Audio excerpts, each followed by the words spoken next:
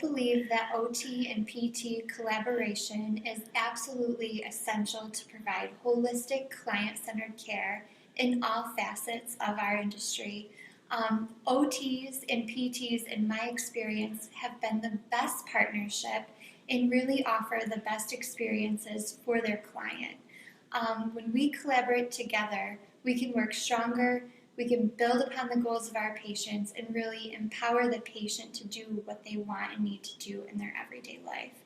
For me personally, PTs have been my best asset in practice. I never had the opportunity to work side by side with other OTs. The people, the individuals who shared my caseload were PTs, and by far the best asset to have in the field.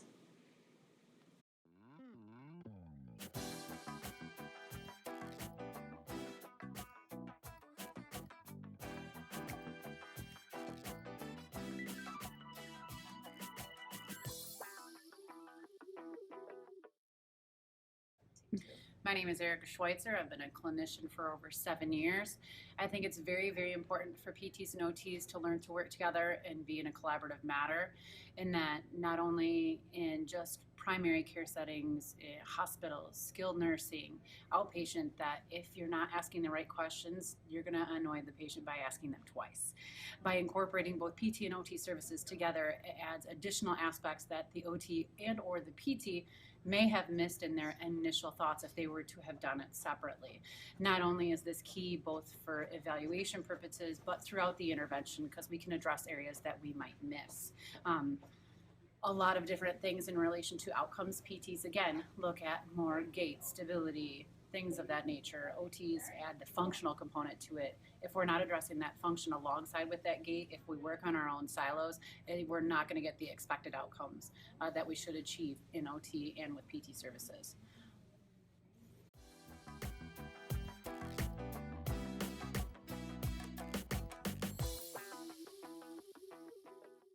We've collaborated and co-treated in multiple ways.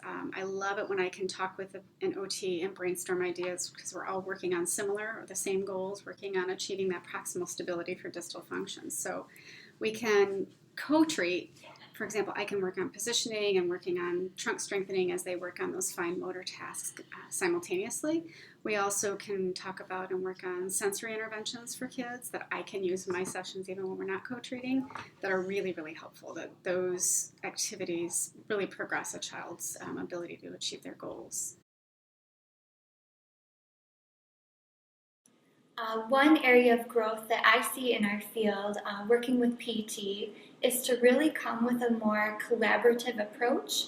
Instead of OTs assessing the traditional upper extremity in acute care settings and PTs assessing the lower extremity, I propose that we work together on functional mobility activities, bed mobilities, transfers, and mobility within possibly the room or the bathroom together, looking at function as a whole as versus delineating, you do the upper, I'll do the lower standpoint. So I spend a lot of time in the acute care setting working with OTs very closely, and we do collaborate very closely on coordinating what we're going to be doing. And also it's nice because then we have two sets of hands, two sets of eyes really looking at the patient. So it gives us a chance to collaborate but not overlap. In the acute care often we would assess together as well. So then the patient, it's really nice for the patient because then they're not being asked the same questions twice. You know, they're getting the information to both of us at the same time. The OT and the PT are both working on mobility. So an occupational therapist may go in and have more of a focus on their ADLs and dressing, bathing, toileting, and a physical therapist is going to go in and have more focus on their gait and their balance and ability to go up and down stairs, general strength and conditioning. Hi, my name is Lynette Horde, and I'm an occupational therapist. And my name is Amy York, and I'm a physical therapist, and we are sisters. I think for me, it's a matter of respect for each other. Would you agree? Yeah, I could bust out laughing right now, but yeah, I respect you. Oh, thanks. She's the oldest. Just so everybody knows that. But I like it. There's no competition Right. I would agree. between two of us. So I think we work together well as a team. And it's all about the patient. Right, because I think we're able to kind of put the patient at the center. Mm-hmm. And since there is no competition between the two of us, we're able to really do what the patient wants to do. And I think we understand each other more too, of how her role is and what my role is. But we work together. Yeah, I agree. I would say the value is we're all about the patient, and the communication is great. And so, like, if we get a new admit, the patient, I will say, what's your goal? And if they say, I want to be able to golf again, I'm not going to say, I'm just going to go to Amy, then I'll say, hey, this guy wants to golf again. So let's figure out between the two of us what we need to do. I won't say to him, oh, well, that's kind of more PT. Tell me give me an OT goal. Like, what about getting your shoes on? So I'll just go with it, and then we'll communicate together how to make it work, make it happen.